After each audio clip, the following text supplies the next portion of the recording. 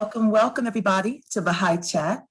This is a conversation series dedicated to our interconnectedness. It is an uplifting moment when we can turn our thoughts to spiritual ideas. Each session is rooted in the Baha'i writings and the fundamental teachings of the oneness of God, the oneness of religion, and the oneness of mankind, led by individuals who are putting these principles into action. We have no clergy in the Baha'i faith. One of our most fundamental teachings is independent investigation of truth. If you aren't already in contact with a Baha'i and would like a bit of virtual one-on-one accompaniment to begin such an investigation, where you can ask questions and be guided to materials that would especially resonate for you, or be introduced to Baha'is and community building activities in your area, we invite you to connect with our Baha'i Guide program. You'll get a personal introduction to connect in whichever virtual way you would like at a time that works for you. So for more details, simply send an email to info@baha'i.chat and write guide in the subject line. All right, so to get us started with our program today, I would like to introduce you to my co-host, Baha'i entrepreneur and philanthropist, Steve. Good afternoon, everybody. I, in turn, would like to introduce you to the stars of our show, Mary, Payam, and Esther. I'm going to start with a little introduction for all three of them. I'm going to start with Mary.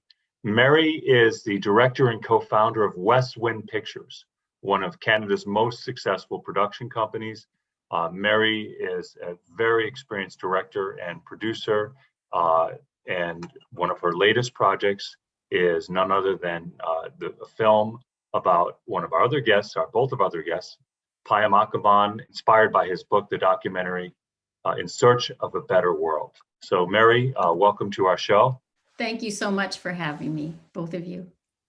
And next, I'd like to welcome Payam Akhavan. Payam is a crusader, international crusader for human rights. He is a professor of international law. I could go through all of his credentials, but he is also the author of numerous publications, including his best-selling memoir, which the movie is based on, In Search of a Better World, A Human Rights Odyssey. Payam, welcome to our show. Thank you, Steve. A pleasure to be here. The pleasure is definitely ours, always, Payam. And last and definitely not least, Esther Mujawayo. Esther is a survivor of the Tutsi genocide in Rwanda. She's also a therapist, activist, an incredible woman, again, like Payam, a warrior, crusader for human rights for all people. Esther, welcome to our show. Thank you. Thank you, Steve. And without further ado, I'd like to turn it over to Mary. And Mary, I believe you have a clip to show us. I do. Thank you, Steve, actually. I just wanted to first of all thank Baha'i Chat for putting on this day for us and express what an honor it is to be here with Payam and Esther and all of the rest of you. I guess I was thinking, since this is sort of the sneak peek debut of the film, that by even having this gathering, it means the film has been completed, which Payam, that's really good news for us. We began this journey back in 2017, really hoping to capture sort of one man's pursuit of justice, or his seeking out of justice, or looking for a better world. And what a journey this has been. The same time we sort of approached Payam to have this conversation about making a film about him, he was named the Massey Lecturer. For those Canadians, you're probably aware of that award. It's one of the most prestigious awards a Canadian can receive, which comes with a book and a tour across the country talking about justice. So it gave Payam a real forum to be able to talk about his experiences. And I have to say, myself as a mother and now even as a grandmother, what I journeyed through in making the film with Payam was incredibly difficult. To try to capture the kind of work that Payam does in his day-to-day life. You just come along upon a lot of different heartbreaking stories, but also experience a lot of resilience, not just with the people who he works with, but I really witnessed that in Payam himself. I was thinking about what Olivia was saying during the introduction about this idea that Baha'u'llah brought about the independent investigation of truth, and what an important quality and principle that is. Because if we all really thought about the independent investigation of truth, you would see that the kind of Tutsi genocide in Rwanda, or a large portion of the content of the film was about the Rohingya genocide happening in Myanmar, that with that independent investigation of the truth, it would be almost impossible for any government or group to be able to vilify another group to the extent where we would be willing to perpetrate such acts of violence as we heard about in the making of the film, and you'll hear a little bit about today. The other thing, though, that really struck me, and I think we want to open on this, was as I came to know Payam more, I realized that his inspiration really comes from the Baha'i writings, but very much as a youth, his inspiration came from a single act of courage from a youth who inspired him. And this youth is a youth named Mona Mahmoud-Najad. And Mona is a young woman who you'll hear a little bit more about in this clip to follow. So, but I just want to say to anybody who's listening, if we think that one act of courage can't inspire a whole generation or a population or even just one other person that can make a difference, you'll see through Mona's inspiration towards Payam, or Payam's inspiration he took from Mona, that his own influence in the world has been able to profoundly affect and improve the lives of others. So maybe we can just go right to that clip of Payam under the willow tree.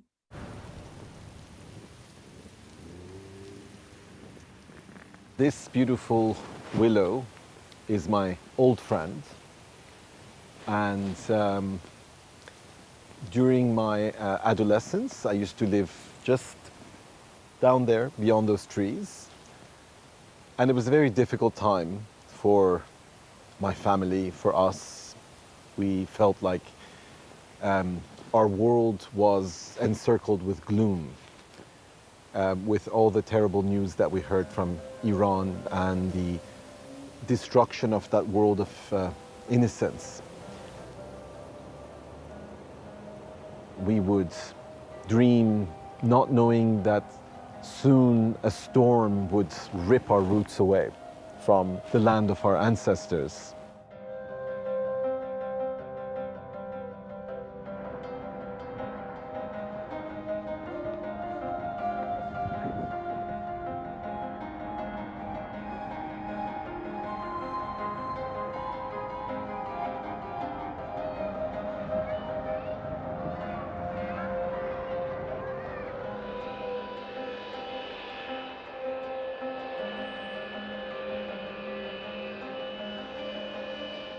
As an immigrant adolescent in Canada, one of two brown kids in the schoolyard, I was trying to fit in. I was trying to be cool.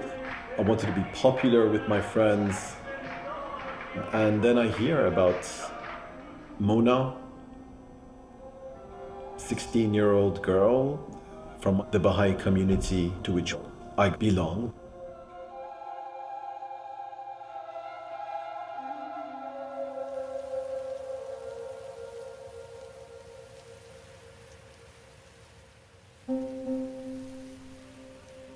She wrote an essay, a high school essay, calling for her human rights.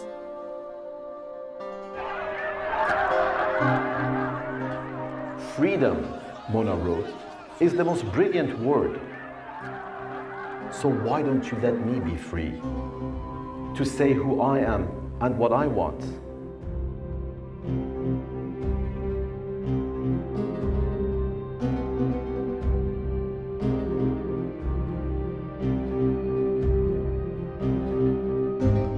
In those days, the Baha'is were always vulnerable. We always knew that we were the scapegoats, that if there was political turmoil, we would be the first victims.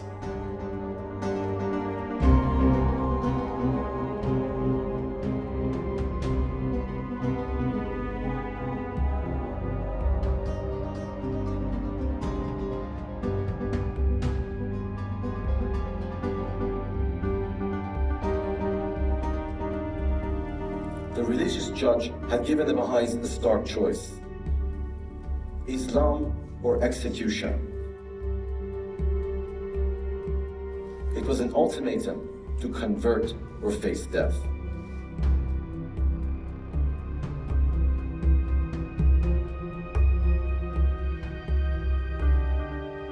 How incredibly powerful she was, that they couldn't break her after months of torture. She went to her death smiling at her executioner. And I don't think it's because she had lost her mind. To the contrary, I think she knew that she was going to draw her last breath.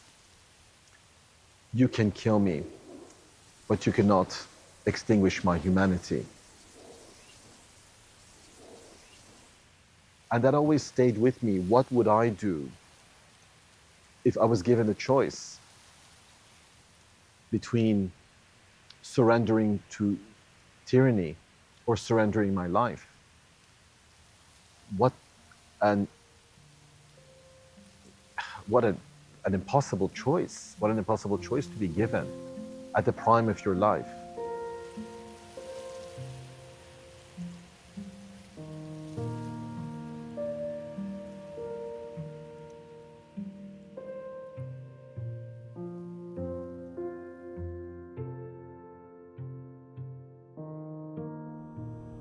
That was a turning point.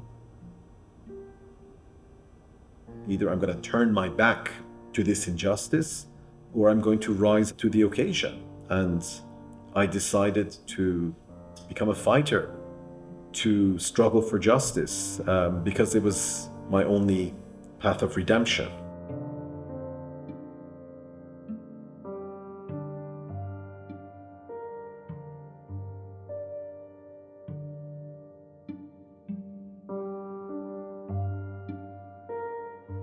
I remember talking to Payam's parents, who said, as a teenager, as he was that young boy trying to figure out how to fit in, that he would either become involved maybe in organized crime, or he would fight for justice. And that turning point that he talks about, being able to travel with him during the making of this film and see his work on the ground, I can say wholeheartedly, he's taken his faith and his belief in justice, and he has honored Mona, and I think thought about Mona in all of the work that he's done, as he's been searching for this justice in the world.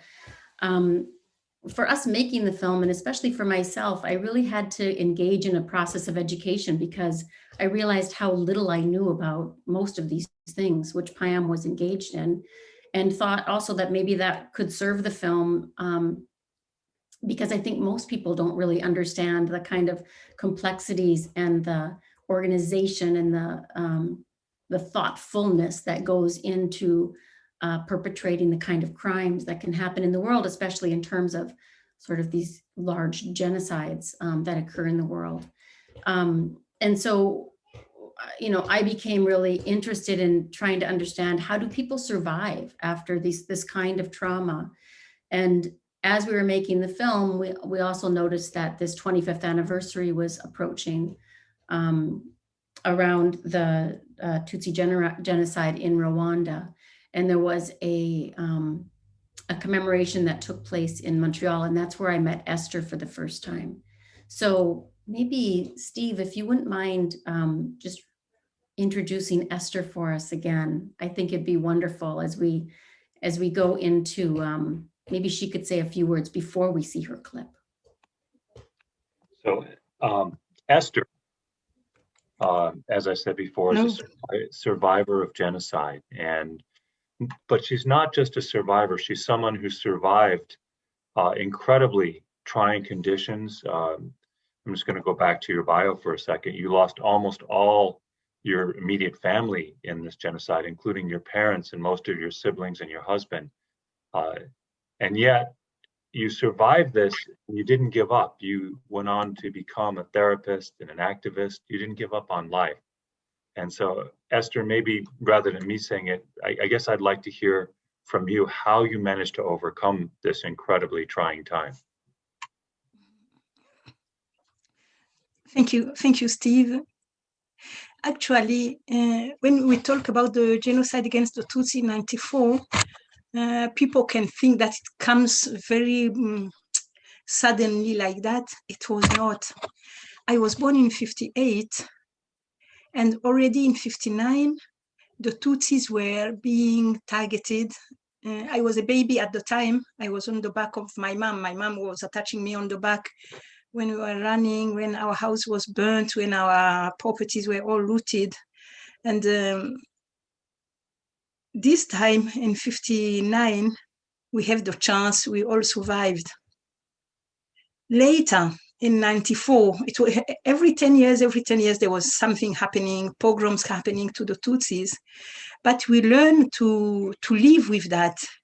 There was a lot of love in the family, and I think this is what really kept us going on.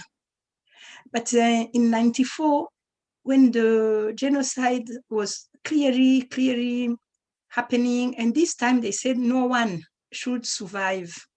Don't loot before, don't burn the house before, kill first, and you can loot and you can take everything after.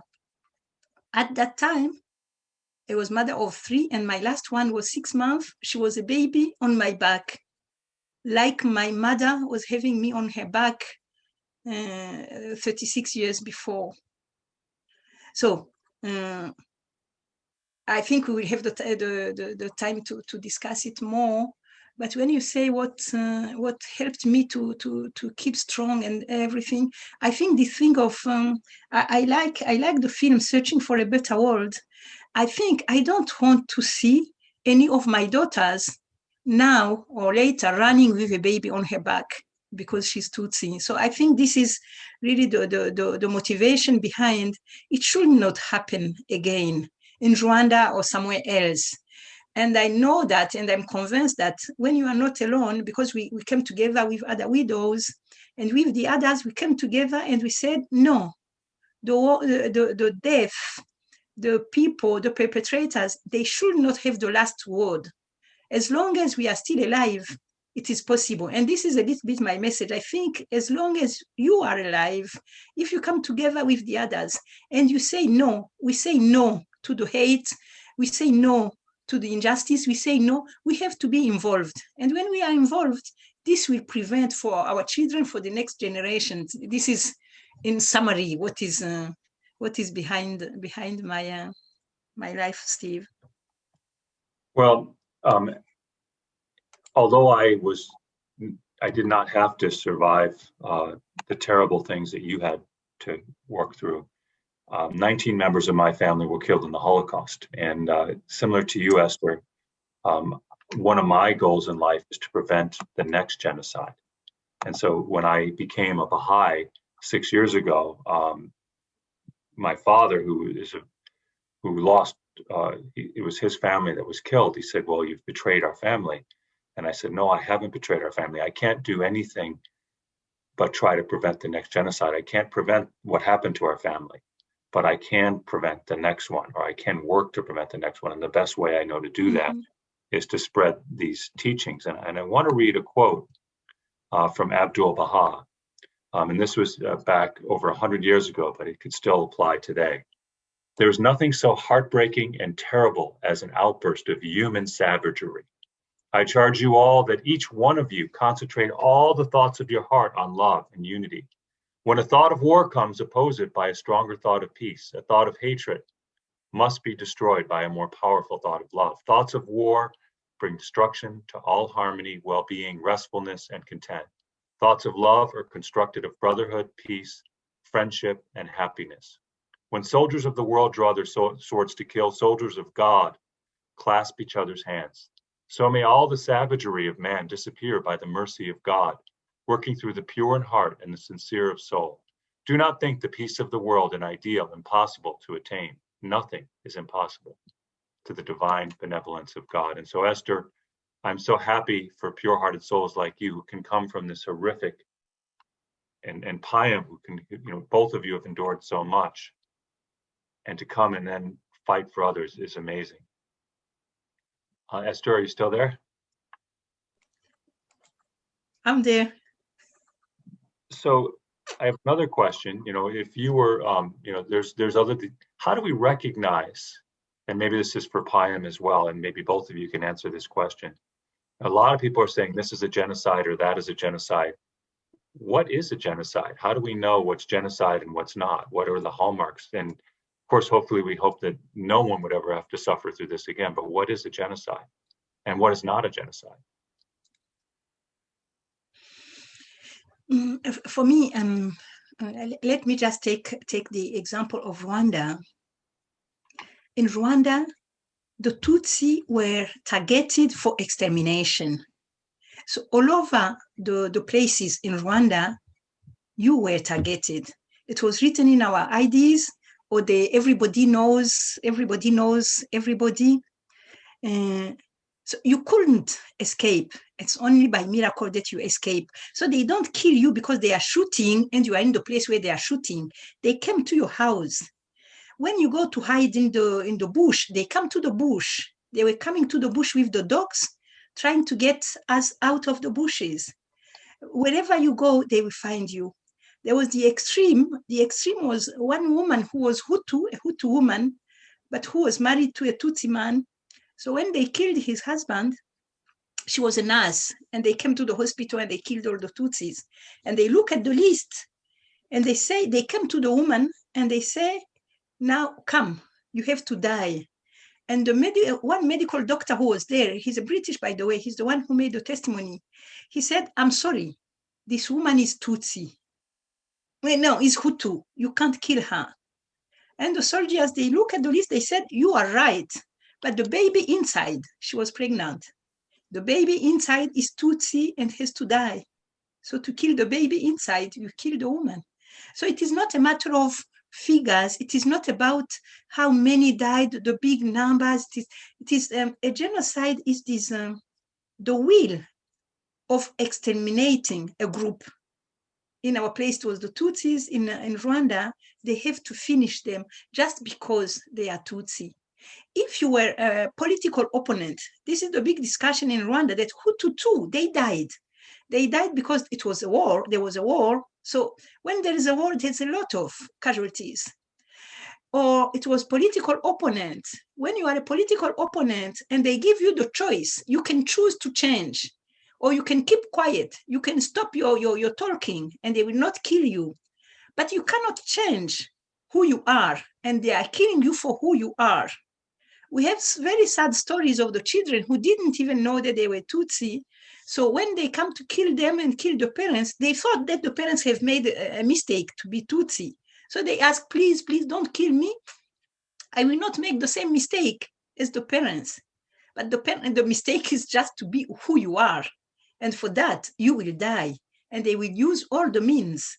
So I think this is really what people have to, the word now genocide is so all over, and everything is called genocide. I don't minimize any loss, any death, but I just want to make clear that when it is a genocide, and usually it is done by your government, there is nobody to protect you, because they will get you. They have the power, they have all the means, and you are just nobody. You are just targeted for what you are, for what you believe, and this you cannot change. This is my short, Payam. Thank you very much. Payam, you're up.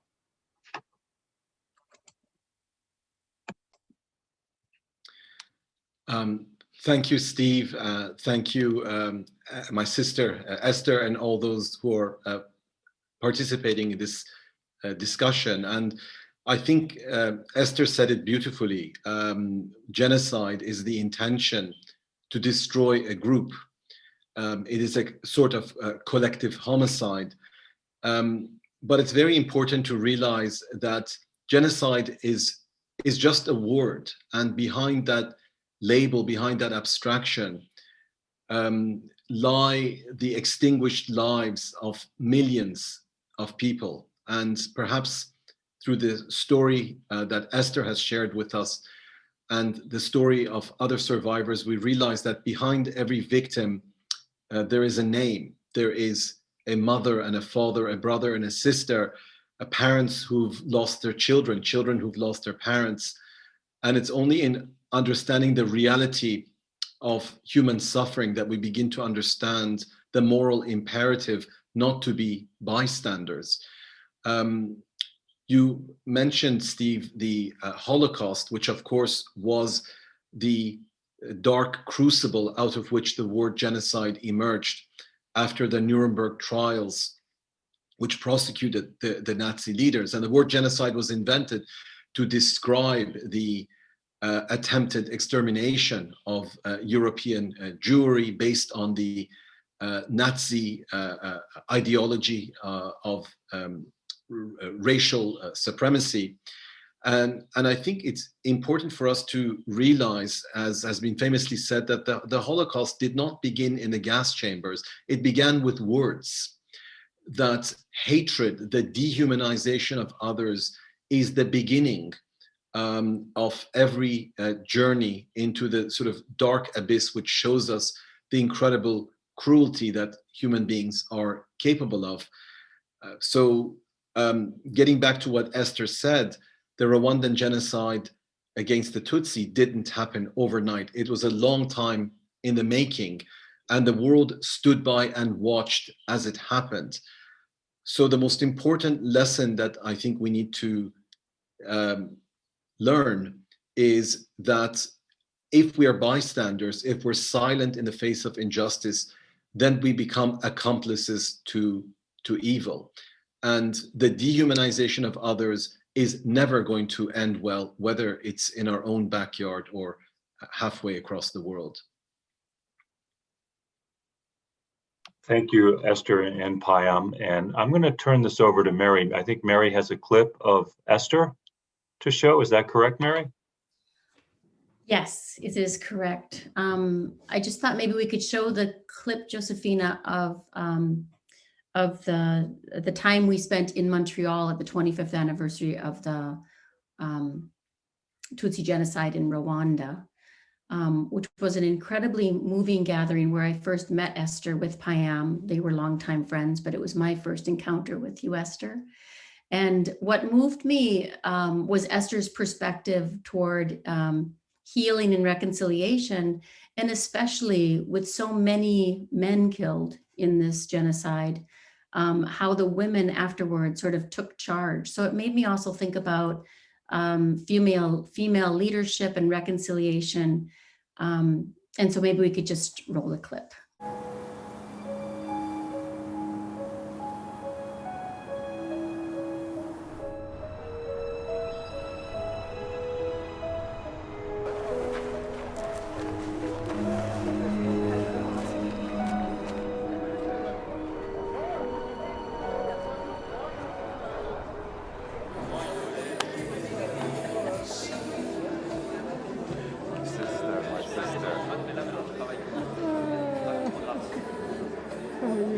I'm so happy to see you. I was worried you wouldn't come. Are you kidding? We're getting younger. We're getting younger. You look wonderful. Wonderful. No, in the end I decided I couldn't make it. I had to come. You had to come. I had to come. Rwanda has taught us so much about what it takes to reckon with a deeply traumatic past. Have we learned anything about our failure to prevent the Rwandan genocide, just as today another genocide is happening in Myanmar? Fortunately, the United Nations established the International Criminal Tribunal for Rwanda, which I had the pleasure of assisting, and in 1998, the Akayesu case became the first genocide conviction ever before an International Criminal Tribunal. And I think that contributed tremendously to allowing Rwanda to cleanse itself, if you like, to have a kind of catharsis. Il est auteur, il a écrit Survivante, et après La fleur de Stéphanie, Esther Mujawayo, qui nous arrive directement d'Allemagne pour nous accompagner.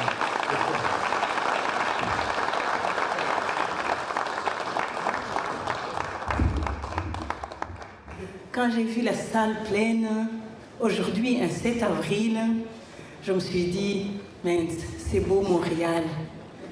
Parce que pour nous qui étions au Rwanda en 94, le 7 avril, c'était pas ça. Le 7 avril, c'était vraiment la peur panique. On ne savait pas où est-ce qu'on va. Tu n'as plus de père, tu n'as plus de mère, tu n'as plus de tante. Tu es une gamine. Tu es une jeune femme, mais tu n'as plus de mari, tu n'as plus de sœur, tu n'as plus de cousine, tu n'as plus... Beaucoup de mes amis, beaucoup d'autres veuves n'ont plus d'enfants. On avait tué toute la société rwandaise. La société est morte. Pour qu'un génocide soit possible, tu dois tuer les valeurs. Et là, au Rwanda, on a bien massacré les valeurs. Et comme je vous dis, comment tu vas vivre sans avoir confiance en qui que ce soit? Je vous ai dit, les femmes ont tué, mais les profs ont tué leurs élèves. Les élèves ont tué leurs professeurs. Des médecins ont tué leurs malades. C'était quelque chose que... Comment veux-tu que je fasse encore confiance à qui que ce soit?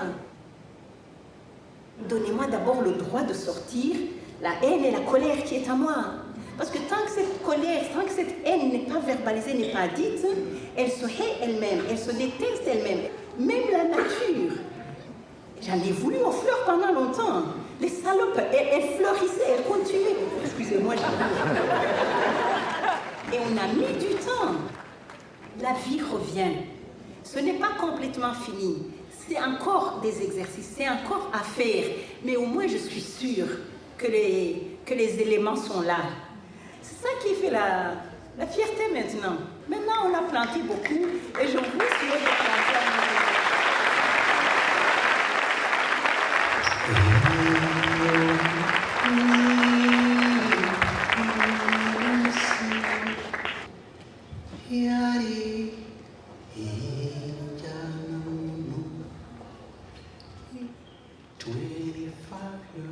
Suffering, 25 years of wandering, 25 years of remembering.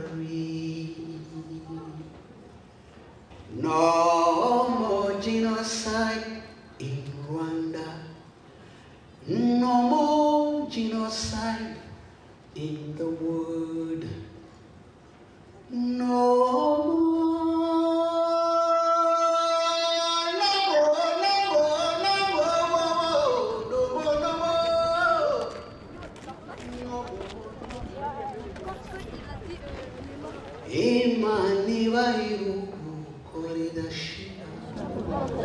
I was telling Esther that we are commemorating with grief all the loved ones that were lost 25 years ago, but we're also celebrating the astonishing resilience of the human spirit.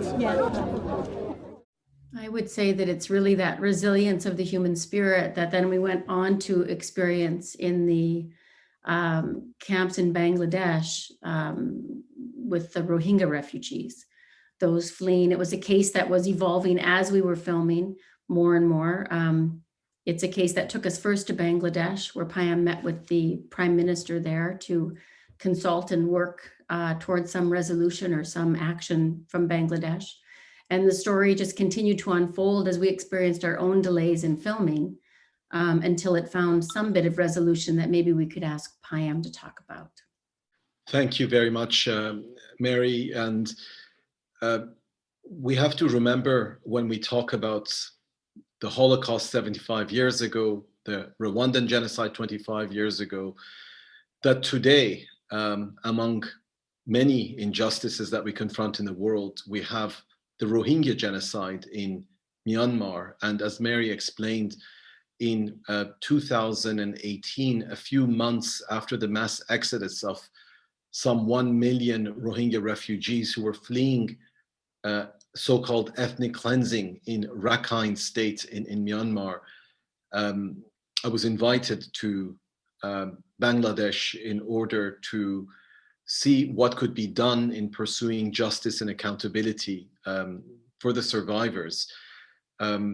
And we went into the camps and we listened to the heartbreaking testimony of the survivors, some of which will be shown, I believe, in the next clip that Mary has selected for this occasion. So perhaps instead of speaking on behalf of the survivors, we can hear what they had to say during that meeting.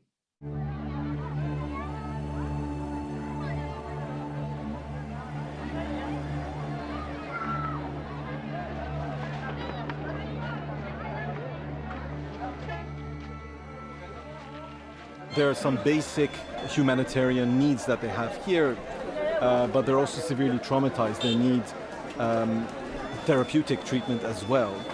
And even if we look at the idea of the International Criminal Court bringing a case against, a handful of the top leaders, I think that there is a wider need for a catharsis, for healing.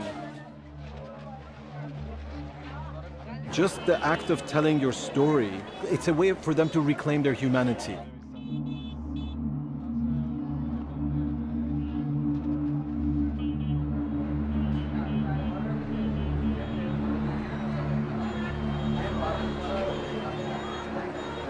Your child was killed by the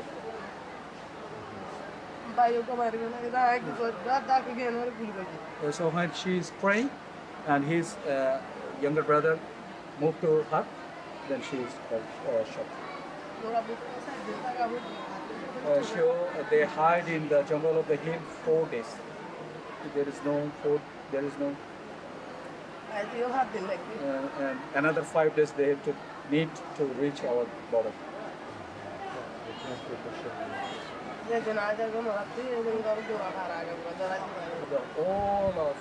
All the village is burned. There is no trees, no belongings, only ashes.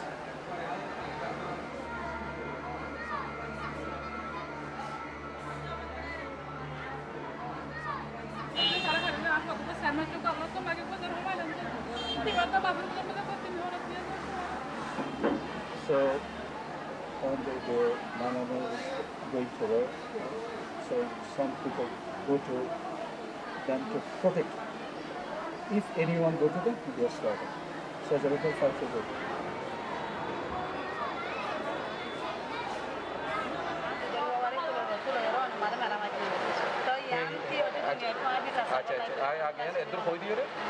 She is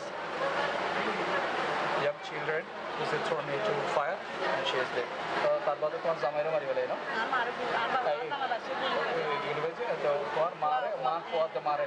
His mother and the 4 months baby thrown into fire and they burnt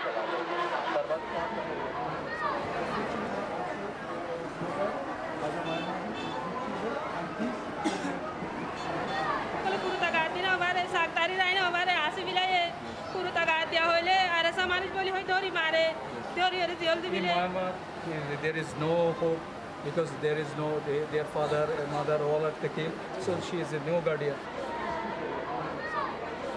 She thought that you are the guardian of us, so she wants justice to you.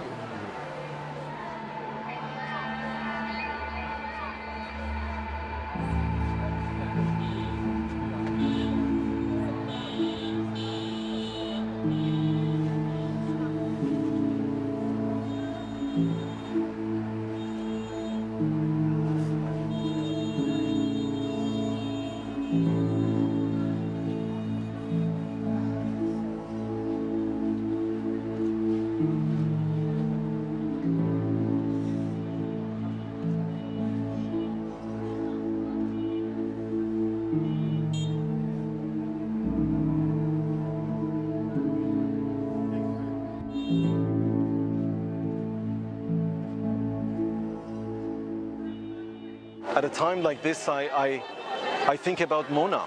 I think about Mona, who started me on this journey.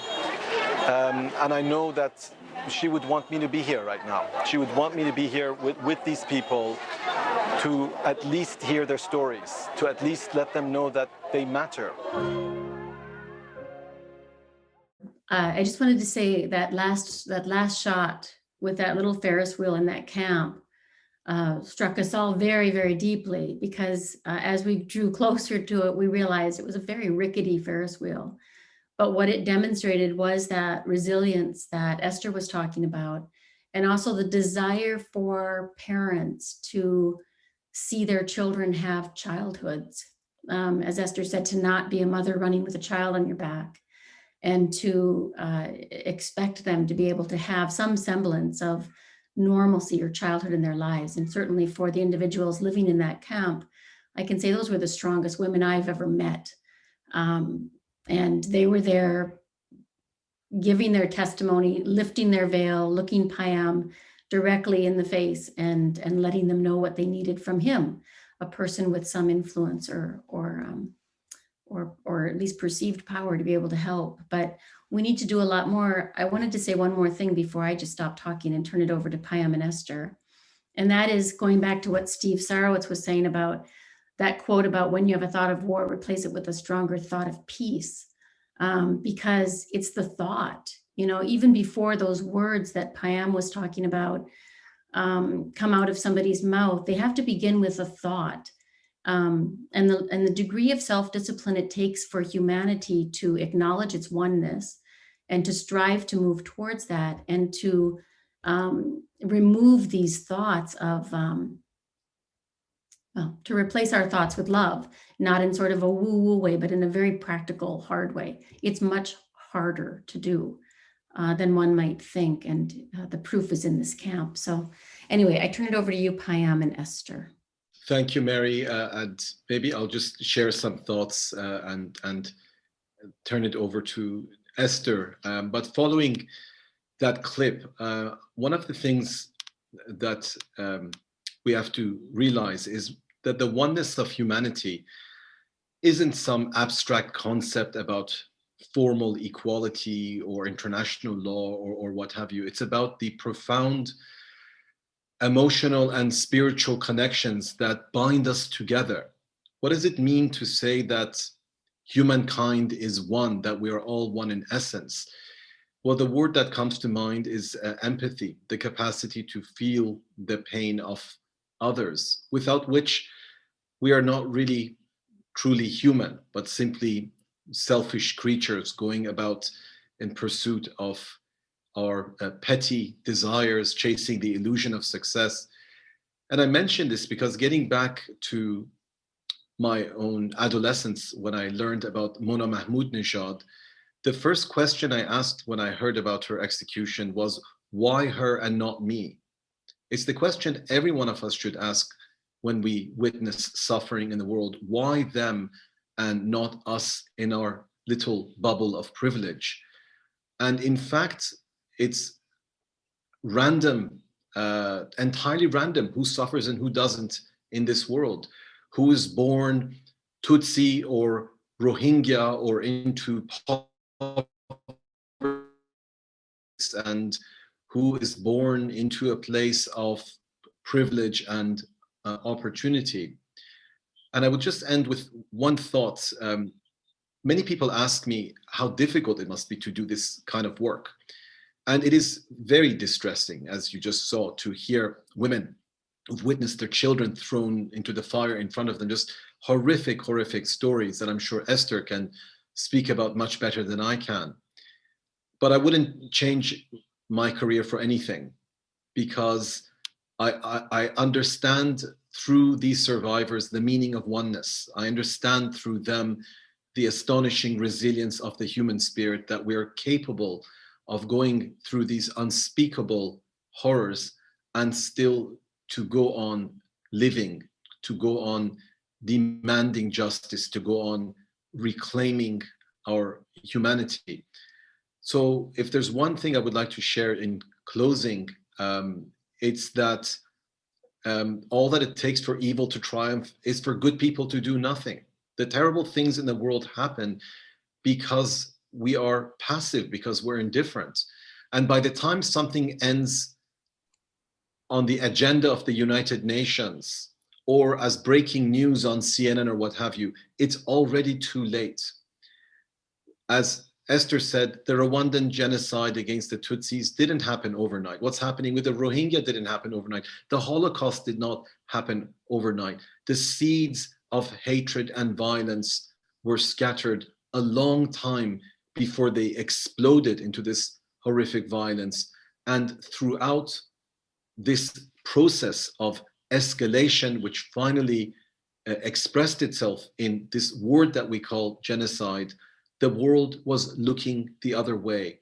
While almost 1 million people were slaughtered in Rwanda, people were more interested in the Monica Lewinsky scandal or the O.J. Simpson trial or whatever the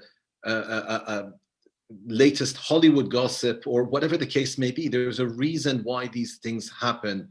And it's too easy to simply watch the Hollywood films about the Holocaust and say, well, that is so terrible, not to realize that those same horrors are happening today while we look the other way.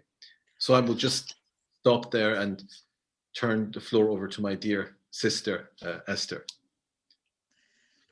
Thank you, Payam. Actually, I must say, we were born 4 girls, so no boy in the family, and I'm happy to have a brother. Okay. And I liked what Mary said about the camp, the Rohingya camp, about the mothers and the children. The only thing you want is really try to protect your children, try to give them a chance to live. And I remember when they come to take my husband to kill him with all the men, he looked back to me and he told me, Esther, get the children out of here. But I didn't know what to do. I didn't know how to get them out of there. But perchance, one day the soldiers, the French soldiers and the Belgian soldiers, they came to our hiding place, to the school where we were hiding. And they were evacuating French and other expatriate people, Belgian and so on. And I have a very good friend, a Belgian good friend, and we have been able to communicate. And she told me, Esther, please send me the children. At least the children can survive. And we have passports for the children. So I really could send my children to my friend in Belgium. She was ready for it. She sent all the papers. And I begged the French soldiers, please, can you take my children? They have the papers. There is a woman waiting for them in Belgium. They refused to take my children. And later, when I realized that when they were evacuating French and Belgian and Americans, they were allowed to take their dogs and their cat. And they refused to take my children. So for me, it has been a long time where I lost trust in humanity, Payam. I lost trust in human being. I know that a French cat, a French dog, a Belgian dog has more value than my child. So this process of recovering again, how can I believe again in the humanity?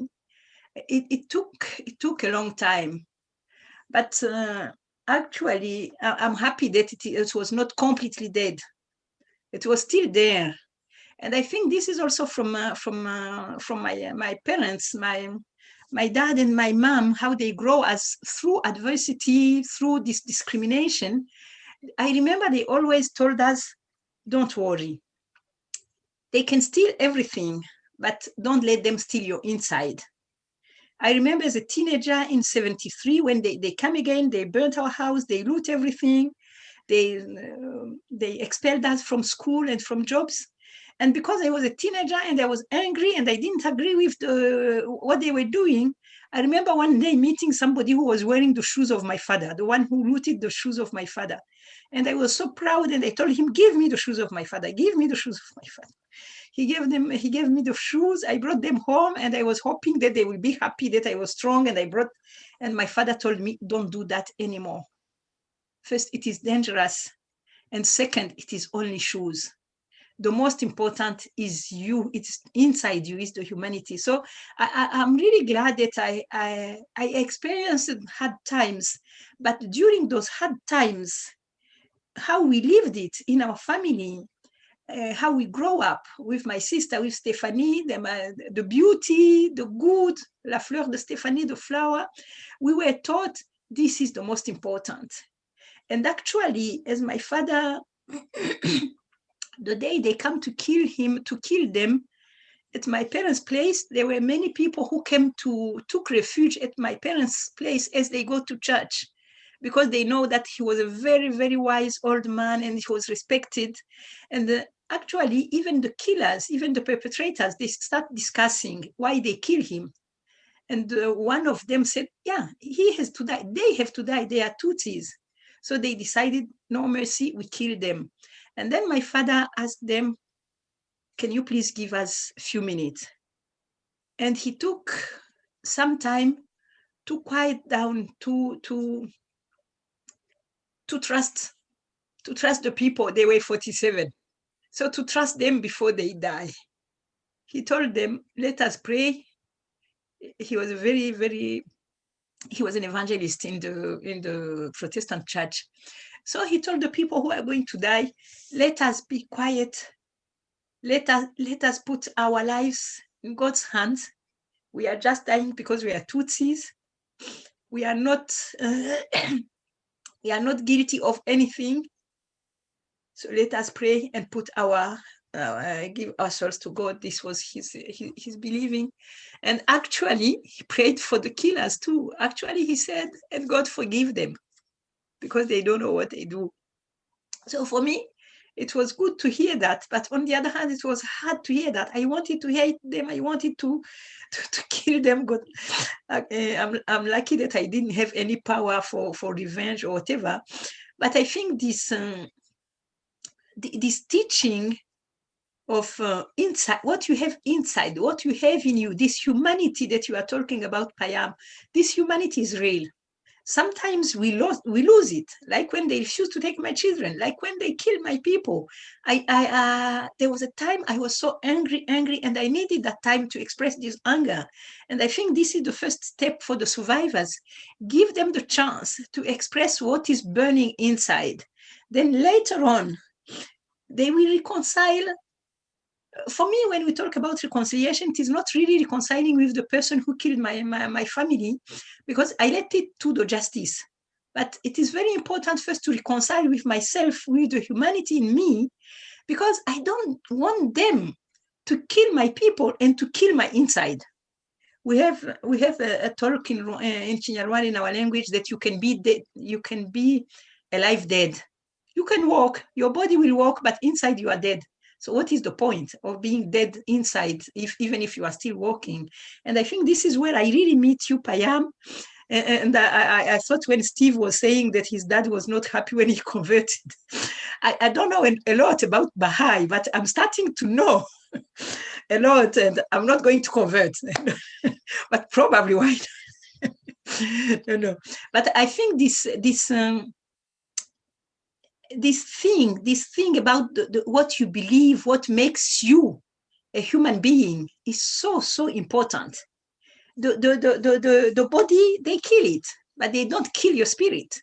Like Mona was killed, but she inspired you, Payam. Look where you have been all over the world, what you have been doing. Because this girl, she said, you can kill just my body, but what I believe in, so I stop. I can talk for hours, but this was very very important for me to say that there is something that they cannot take, and this is the precious one. And actually, we are very wrong. We think the precious one are the belongings, the things, and I'm very cynical.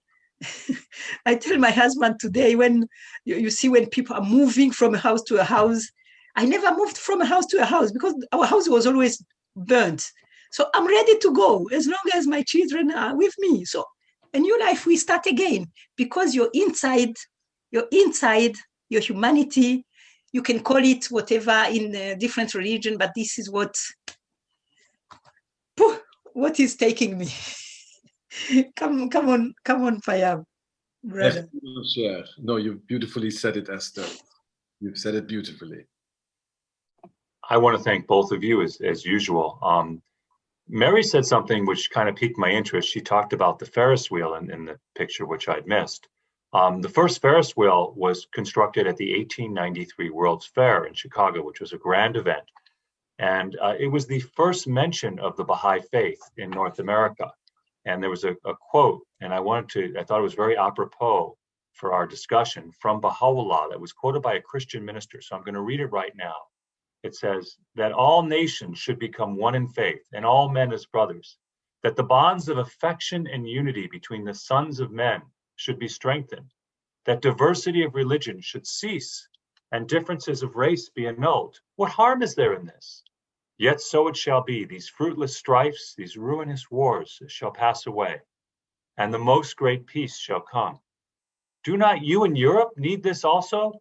Let not a man glory in this, that he loves his country. Let him rather glory in this, that he loves his kind.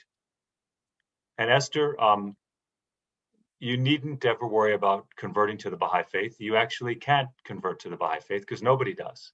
We Baha'is believe that all religion is one.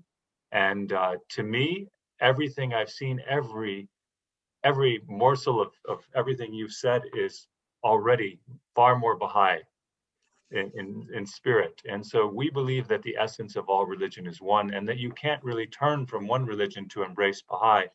We actually embrace our current religion even more so. Every Christian I know that's become a Baha'i loves Christianity even more. I coming from a Jewish background, love Judaism even more. And so there's no other. And that's really a big part of what you were saying. You know, in the genocide, in your country, Esther, how could people know that someone was a Tutsi or a Hutu? How did people recognize in this, what turned into a chaotic time? What were the differences? Yeah. It was very easy. It was written in our ID card. So in your ID card in Rwanda, you are Tutsi or Hutu or Twa. So it is clear who you are, and everybody knows everybody. It's a long story of, it has to do also with colonialism. It were before, so social groups, the Tutsis were more cattle, they were having cows, the Hutu were more agricultural, but everything has evolved.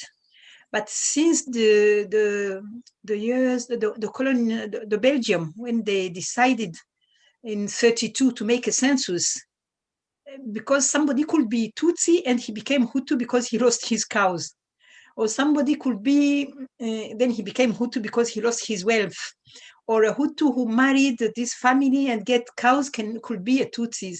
So it was a nightmare for the Belgium with the ideas of Flemish and Wallon, because they always look in a dual thing. You are also either this or either that.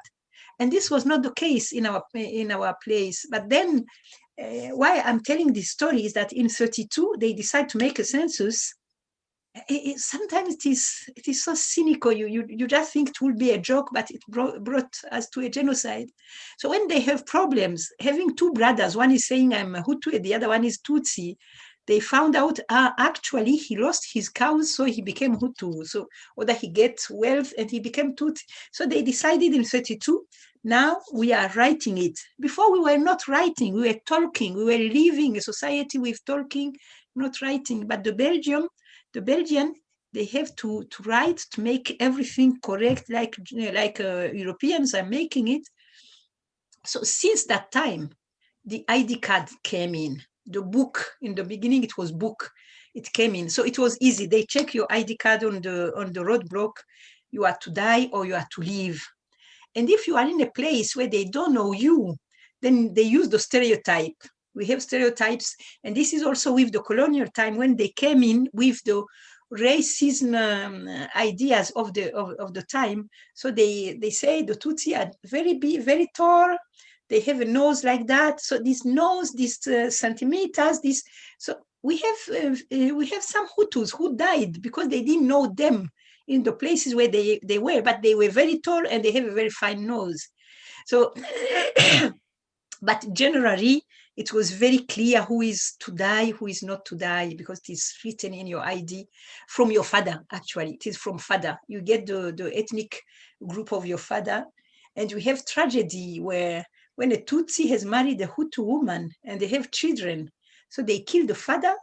The mother tried to keep her children with her brothers who are Hutu, who have no problem, but they will still kill them because the father was Tutsi. So we have uncles who have killed their nieces, their nephew. It's terrible. The next question is also for you, Esther. This is from Amelia Rose. What do you believe to be the true cause of this conflict, genocide? Sorry, say it again. What is the true cause of this conflict, the conflict that you went through, the genocide you went through? What was the true cause? What do you believe? Do you find the true cause? I don't know. I think it was there long time. Like I said, in 59 already, we were running, hiding, everything was burnt. And something I think which is very important, there was nobody punished for that. This impunity, this second-class citizen, and this acceptance from the people, the politicians. Excuse me. So Tutsi have to die since 59.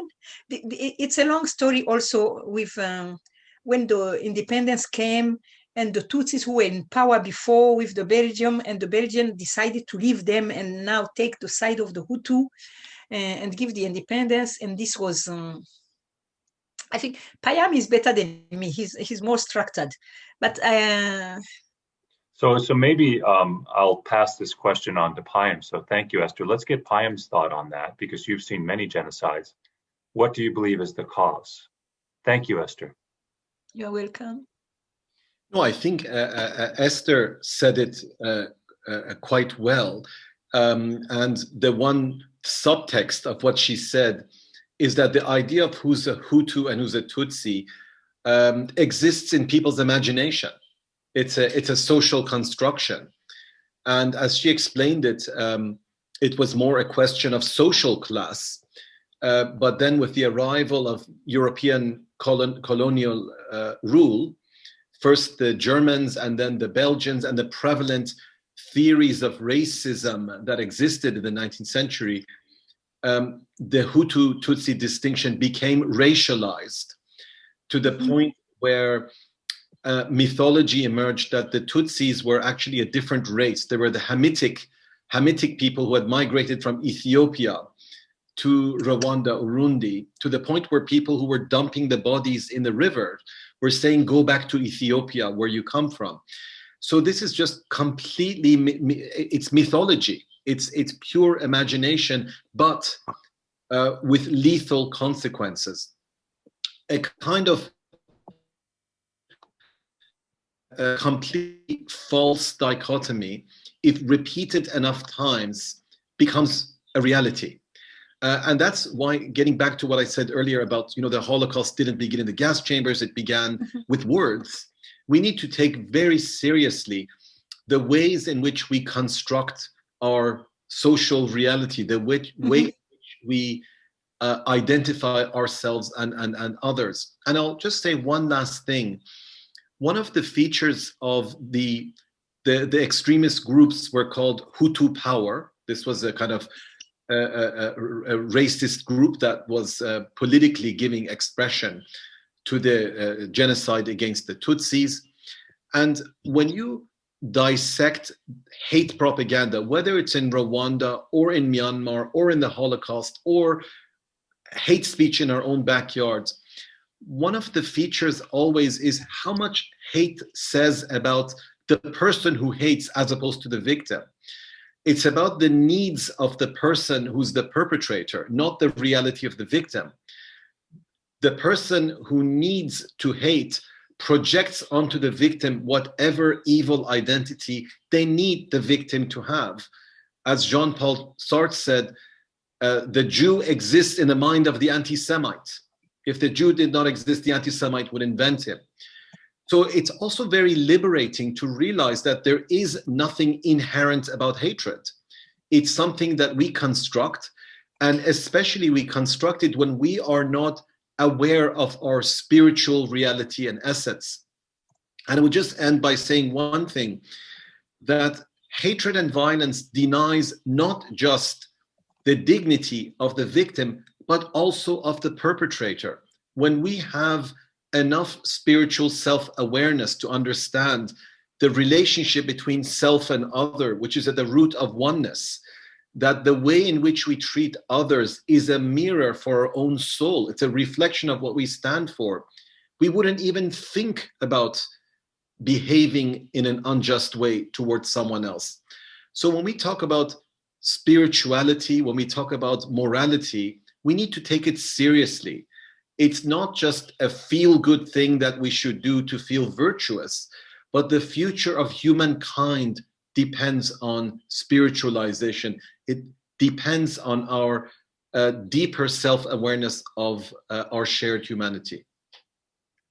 So we have a couple questions coming up next from Kata. I hope I'm pronouncing that right.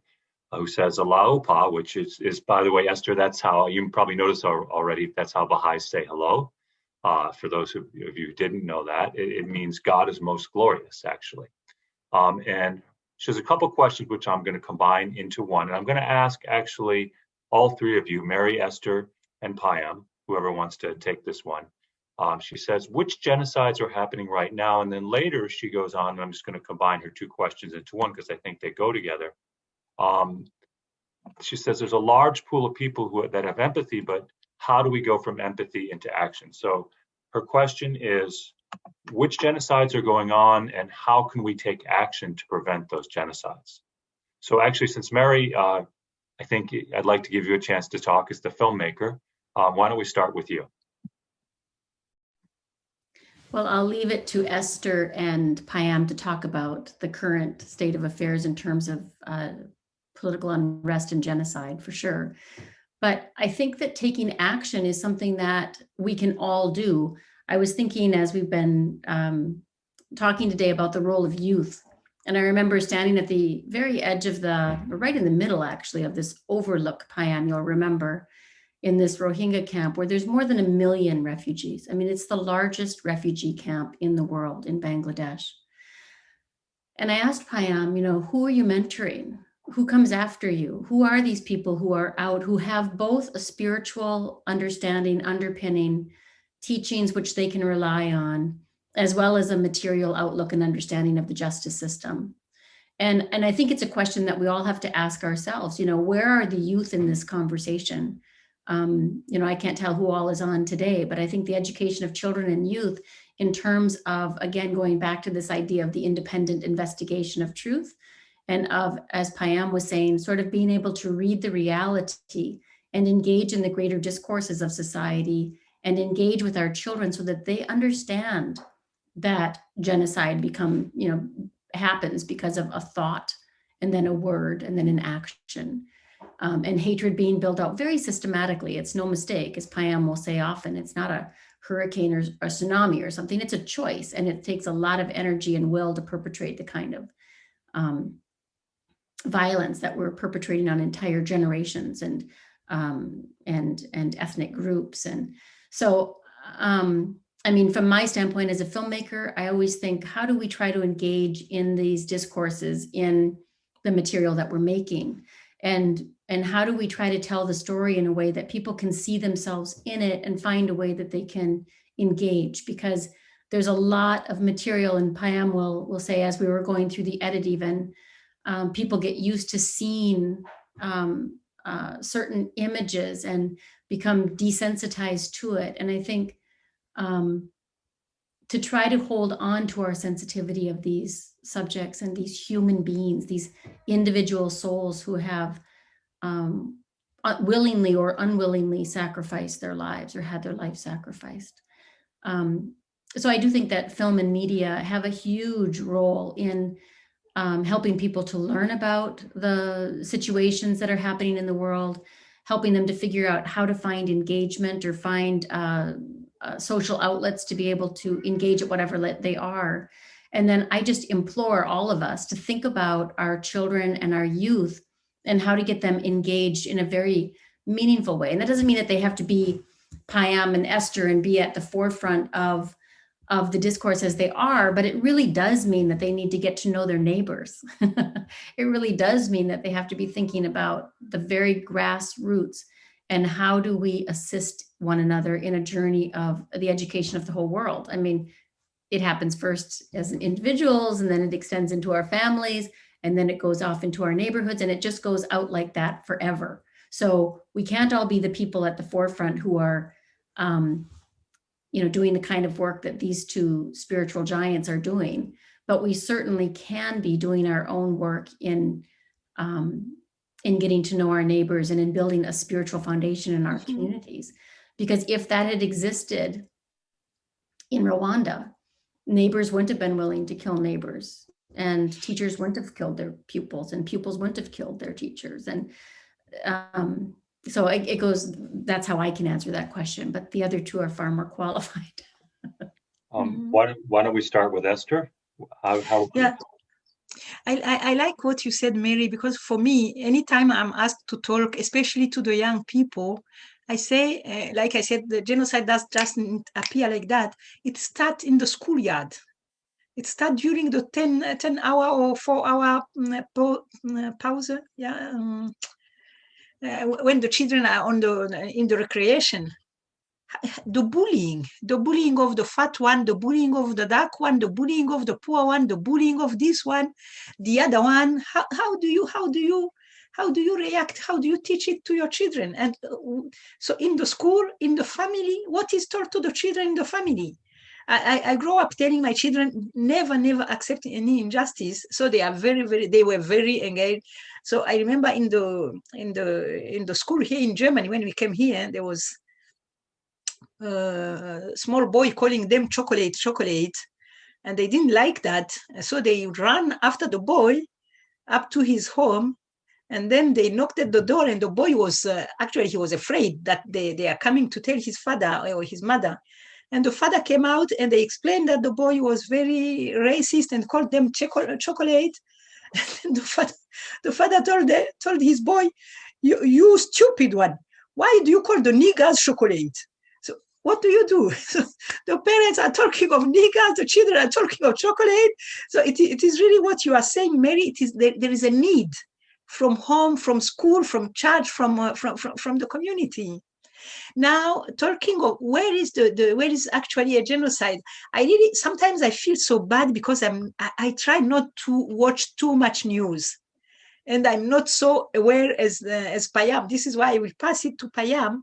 But I know that what is on my mind for the moment, and there is a group of women in Tigray, in Ethiopia, that I'm working with. Because they called me, somebody called me and said, we understand, we heard what you did with AVEGA, the self-help group, this helpful active listening. Actually, when somebody is in the middle of that, we will never have enough psychotherapists. I really heard what you were saying about the camp, the Rohingya camp, Payam. We will never have enough professional therapists, but I think what we did in our group, our Widows Association in Rwanda, we call it helpful active listening. So we trained, very simple, moms, women who already have such character, who are already ready to listen. How do you listen properly to somebody? Because sometimes it is just enough that somebody can talk to you, somebody can cry on your shoulder, somebody can just feel confident to let it go with someone that she's trusting. So this is what they asked me for the women in the Tigray in Ethiopia. This is what is on my mind, plus my work here. But for the geopolitics, I'm very bad, and I give it to Payam. I give always to my brother. You are so clever and so informed, Payam. I'm so proud of you.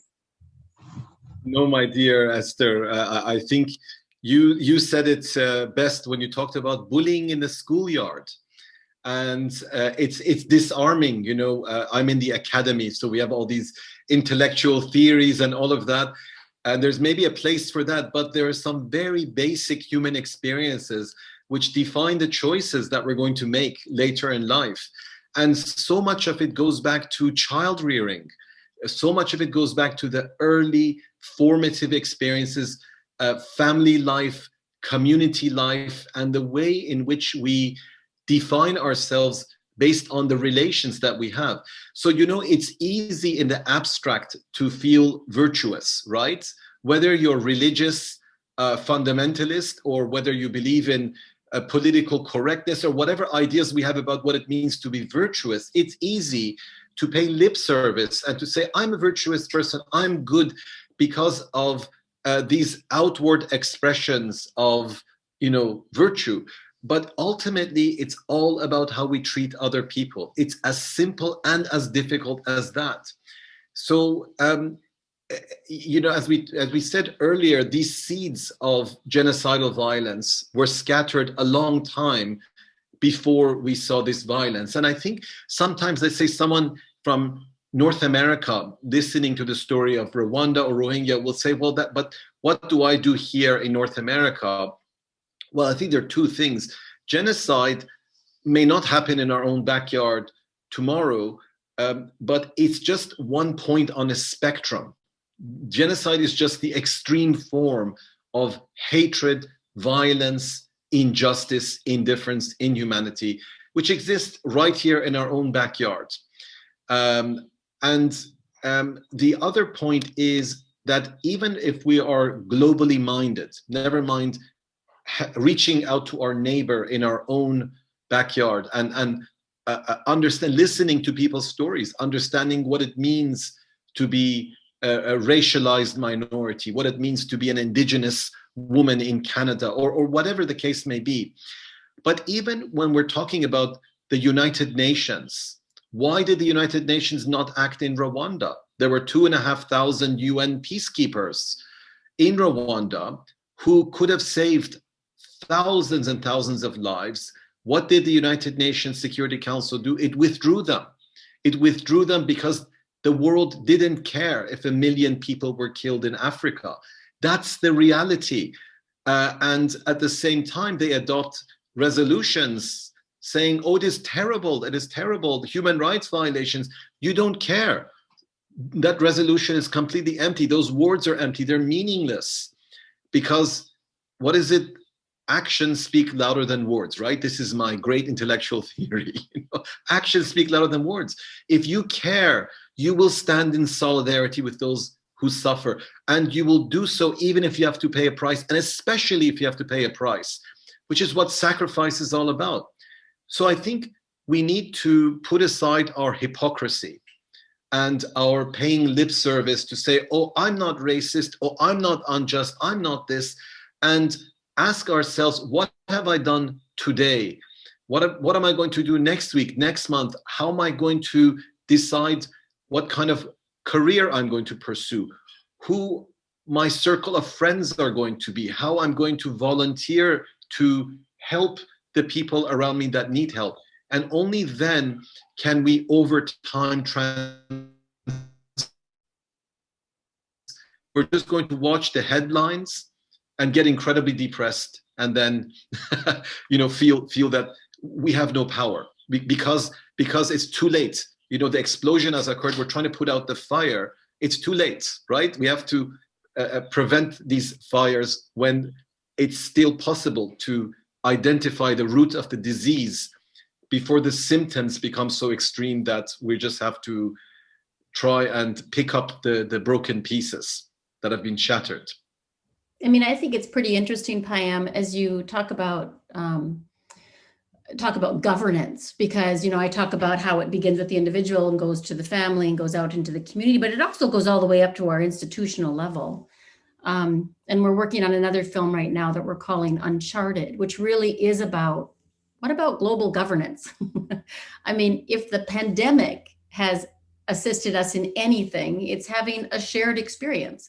What's going on with our institutions, and where's the will for us as a single blue speck floating in space to figure that out and come to terms that with the fact that we're at this point now where we really have to adopt a new form of governance, one that is looking after the interests of all people, where maybe as nations we have to give away a little bit of something in order to gain something more, give away a little sovereignty in order to protect the most vulnerable, for example.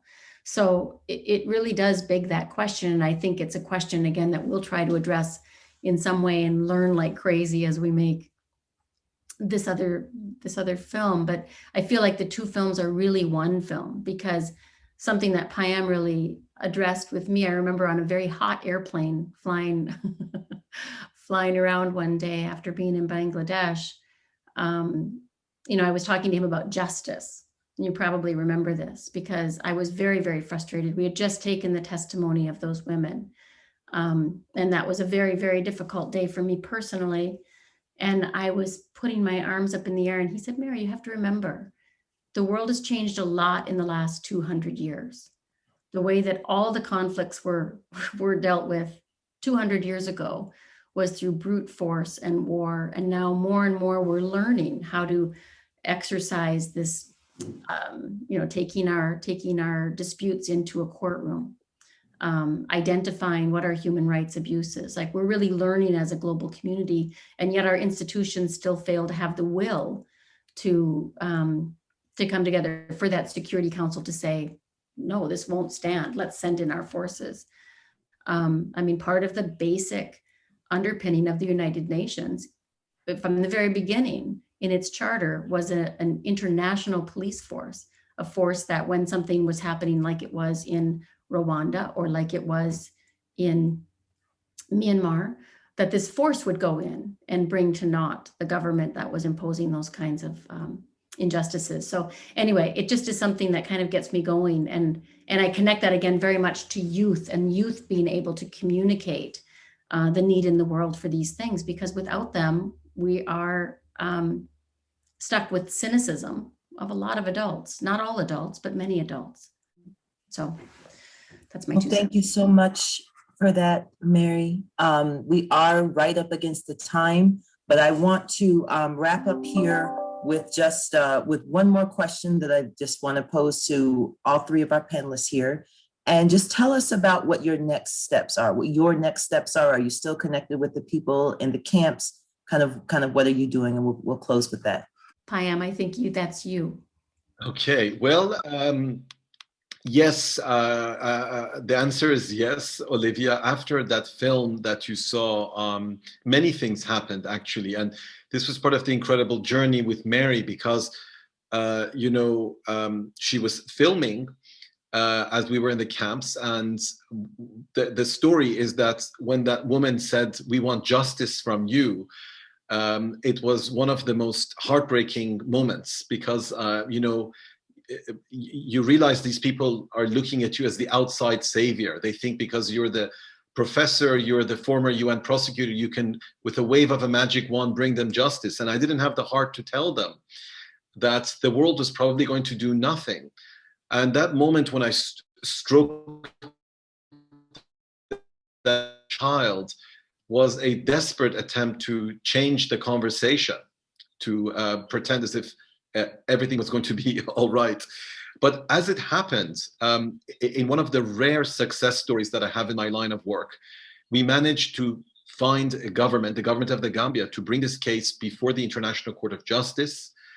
3 of the women who were refugees in that camp came all the way to The Hague to attend this hearing. They'd never been on an airplane before. They'd never been out of their country before. And then they were sitting there in the courtroom watching this case unfold before the eyes of the world. And it was an unforgettable experience, because one of them told me after this hearing, now we too feel that we are human. Now we feel that we're human. And that was the beginning and end of justice, the understanding of what justice and oneness means, simply to give people affirmation of their humanity. So that case is ongoing. And I went back to the camp twice, actually, after the hearing of the court. And what's incredible is just like my sister Esther, you develop these incredibly deep bonds. Esther and I, we can speak mutually intelligible languages. We can actually speak with a Rohingya. I can't speak any language because they only speak Rohingya. But I still feel that we're having a conversation every time we sit together, even though we have an interpreter. It's not the words that matter, it's the glances, it's the connections, the energy that you feel. So I would say that there is always hope, that we should never give up, we should never despair. Despair is a luxury we cannot afford. And all our thoughts should be focused on what can I do to make this a better world. So In Search of a Better World, best title possible. Thank you, everybody. Mary and Esther, if you want to share anything, I know we're right up against time, but I want to give you both a chance to speak as well. I think I've seen a few questions online about where the film can be found. And right now there's a campaign being built to release the film. So you've been able to have a sneak peek at some of the excerpts of the film, but the film will be out soon. We'll have a Facebook page and a web page and all of the other media blitz that you would expect with the film. It's being submitted right now to festivals. The main thing we think about with the film is that it should be a tool to try to move people into action.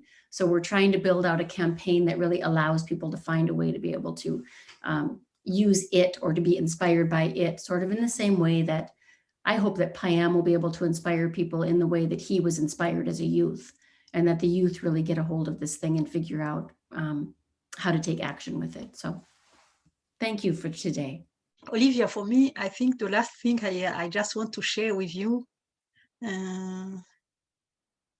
when you feel so, people so compassionate, so really with you, yeah, you want to give them a gift. And my gift, you know, is our motto in AVEGA, in our Widows Association. We said to ourselves, we have lost everybody. We have lost everything. We are not interesting. We are really not interesting people. When you are widows, you are on the down on the social thing. And we use this image. I like to use it a lot in Rwanda, talking about cows, because we are always talking about cows. When you have, when you clean the hoof, when you clean the hoof is English, or this is, yeah, when you clean the hoof, then you take the whole mist from the cows, and you put it behind the fence. There is a corner where we put it, and it is really a corner which is stinking. It is not really the nice place you go for a chat, because it smells so bad. But this smelling place, this bad place, with this mist, with this thing, and this is where the best banana tree will grow, or the best pumpkin will grow. So we decided, women, if we just remain with our stinking story, with our misery and everything, nobody is interested in coming close to us. But if we decide to plant bananas and pumpkin there, then it will be great. And this is what we did. And this is really what I want to share with anybody. We are now talking of the worst, we are talking of a genocide, but it can be a sickness, it can be a cancer, it can be a divorce, it can be a loss of work, it can be anytime you feel like, no, this is really the end of everything. Think that from the stinking, the smelling corner, you can always produce something. So I don't wish anybody to suffer in order to grow. But if you suffer and you don't grow, then you suffer double. So there's now a new theory. We talk a lot about the post-traumatic stress disorder, the PTSD, the traumata. But there is a new theory that I really like. That I think this is my religion. The post-traumatic growth. Grow from your suffering. And this is my last word. And I thank you so much. Bye-bye. Well, thank you. Before you leave, we want to ask, is there any way to contribute to the Widows Association that I'm talking about? Is there something you can post? Oh, this is great. I'm happy you asked the question, because yesterday I was phoning with AVEGA. Of course you can. There is always need. No, I tell you a concrete need. I have, during the genocide, women have been raped, infected with AIDS, and we have dealt with that. We have managed to get medication for them, and we have tried to get income-generating project. We have tried to do the therapy, but it was not only women who were raped. Young boys, men were also raped, and this was even more taboo than the women. Mm-hmm. And actually, what I have on the heart for the moment is one of my clients, one boy who was raped, and he has been hiding it. And later, one of the women with this helpful, active listening, who have been listening to him, he brought her to us, and the body, he was so destroyed. He was very. We have to treat him and physically, but the trauma was so high, and we made a long. I have a long time therapy with him. And in the end, he really became strong. He realized that no, I'm not dead. I'm still a man. And he managed Zoga to marry. And he has now 3 children and everything. So to make it short, but then the economic, the very very concrete life, he's not managing. He has nothing. So we decided. I called AVEGA and I said, now we have to do something for. I don't give you his name. So now they are trying to find what they can do. And now he has managed to get a driving license, and we are looking for a small taxi for him. So you can always help. This is the case I was trying to solve yesterday.